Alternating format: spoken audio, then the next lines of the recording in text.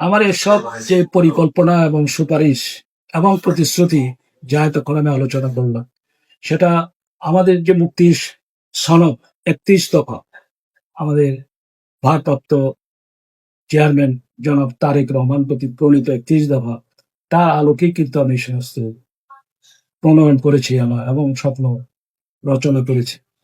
আশা করি সেই ৩১ দফা অনুকূলে যে সমস্ত প্রতিশ্রুতি করা বলছি, সবার সহযোগিতায় আমি ভবিষ্যতে বাস্তবায়ন করতে পারবো।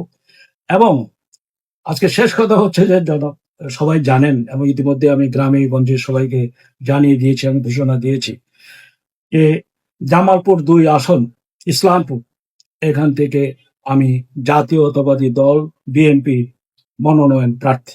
সবাই আমার জন্য দোয়া করবেন। সবাইকে ধন্যবাদ। আসসালামু আলাইকুম।